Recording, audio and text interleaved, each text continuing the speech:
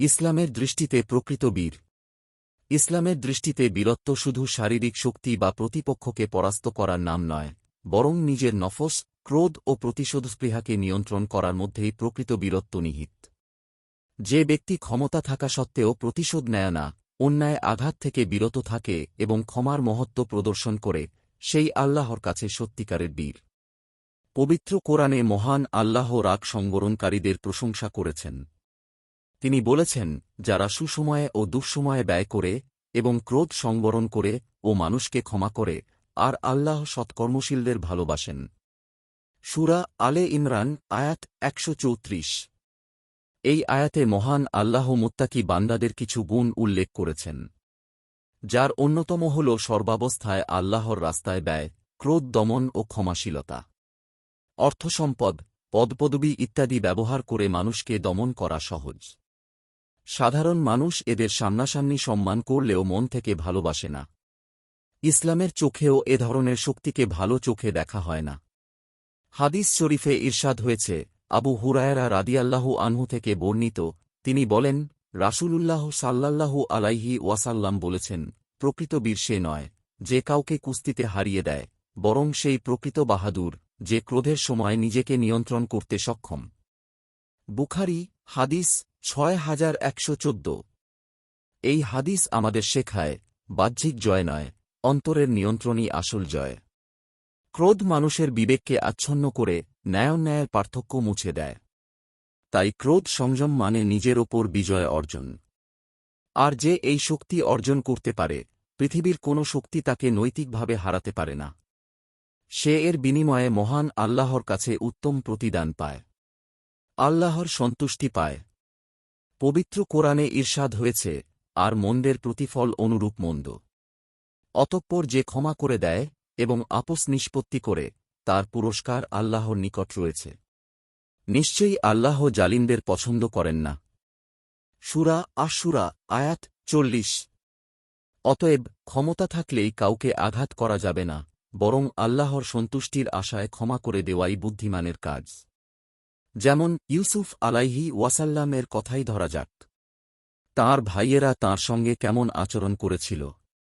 তারা তাঁকে কুয়ায় ফেলেই ক্ষান্ত হয়নি, তাঁকে গোলাম হিসেবে বিক্রিও করে দিয়েছিল, যার দরুন তাঁকে নারীদের চক্রান্তের শিকার হতে হয়েছিল। ভোগ করতে হয়েছিল দীর্ঘ কারাবাস। এতদসত্ত্বেও তিনি ভাইদের ক্ষমা করে দিয়েছিলেন। তাদের বিরুদ্ধে অভিযোগস্বরূপ একটি শব্দ উচ্চারণ করেননি। সর্বোচ্চ উদারতার সঙ্গে বলে দিয়েছিলেন, আজ তোমাদের বিরুদ্ধে কোনো অভিযোগ আনা হবে না।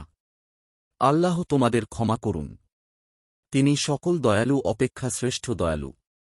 সূরা ইউসুফ আয়াত ৯২। মহানবী হজরত মুহাম্মদ সাল্লাল্লাহু আলাইহি ওয়াসাল্লাম এর জীবনেও এমন ঘটনার পুনরাবৃত্তি ঘটেছিল। যেদিন মক্কা বিজয় হয়েছিল, মক্কার অধিবাসীরা ভয়ে একেবারে মুহ্যমান হয়ে পড়েছিল। ইসলামের মূলোৎপাটনে যারা নেতৃত্বভার গ্রহণ করেছিল, অশ্লীল ভাষায় মহানবী সাল্লাল্লাহু আলাইহি ওয়াসাল্লামকে অজস্র গালাগাল করত, বিষাক্ত বর্ষা হাতে তাঁকে হত্যা করতে ওত পেতে থাকত, তাঁর দেহ মুবারক থেকে রক্ত ঝরাত, নামাজে নারী ভুঁড়ি চাপা দিত, মাতৃভূমি ত্যাগ করতে যারা বাধ্য করেছিল, আজ তারা সবাই কিংকর্তব্যবিমূঢ় অবস্থায় দলে দলে কাবা প্রাঙ্গণে সমবেত হল। আজ তাদের সেই দর্প, গর্ব ও আস্ফালন নেই। ১০,০০০ মুসলিম বাহিনী দ্বারা বেষ্টিত হয়ে আজ তারা শিয়ালের মতো লেজ গুটিয়ে দুরু দুরু বুকে চেয়ে আছে দয়ার সাগর মহানবী সাল্লাল্লাহু আলাইহি ওয়াসাল্লামের ফয়সালার দিকে। রাসূলুল্লাহ সাল্লাল্লাহু আলাইহি ওয়াসাল্লাম মক্কা নগরে প্রবেশের দুটি পথ দিয়েই সৈন্য প্রবেশ করানোর সিদ্ধান্ত নেন। খালিদ ইবনে ওয়ালিদ এর নেতৃত্বে একটি বাহিনীকে মক্কার নিচু পথে নগরে প্রবেশের নির্দেশ দেন। অবশিষ্ট বাহিনী নিয়ে স্বয়ং রাসূল সাল্লাল্লাহু আলাইহি ওয়াসাল্লাম মক্কার উঁচু পথ ধরে নগরে প্রবেশ করেন। বিনা বাধায় রক্তপাতবিহীন তিনি হাজুন নামক স্থানে পৌঁছে বিজয় পতাকা উড্ডয়ন করানোর নির্দেশ দেন। তিনি সরাসরি চলে যান কাবাগৃহে। এক পর্যায়ে মহানবী সাল্লাল্লাহু আলাইহি ওয়াসাল্লাম কাবাঘর থেকে বের হয়ে এলেন। তিনি দরজার উভয় পাশের কপাটে হাত রেখে এক নাতিদীর্ঘ হৃদয়গ্রাহী ভাষণ দেন। তিনি বলেন, তোমাদের প্রতি আজ কোনো অভিযোগ নেই। যাও, তোমরা সবাই মুক্ত। শুধু তাই নয়, কাফির নেতা আবু সুফিয়ানের গৃহে যে ব্যক্তি আশ্রয় নেবে, তাকেও তিনি ক্ষমা করেন। তিনি ঘোষণা করেন, যে ব্যক্তি আবু সুফিয়ানের বাড়িতে আশ্রয় নেবে সে নিরাপদ থাকবে। আর রাহিকুল মাকতুম, পৃষ্ঠা বিয়োগ 405 ও 401। মহান আল্লাহ আমাদের সবাইকে মহানবী সাল্লাল্লাহু আলাইহি ওয়াসাল্লাম এর এই আদর্শ অনুসরণের তৌফিক দান করুন। আমিন। নিয়মিত ইসলামিক এবং স্বাস্থ্য বিষয়ক ভিডিও পেতে লাইক, কমেন্ট, ফলো এবং চ্যানেলটি সাবস্ক্রাইব করে পাশে থাকবেন। মহান আল্লাহ আপনাকে উত্তম যা দান করুক। আমিন।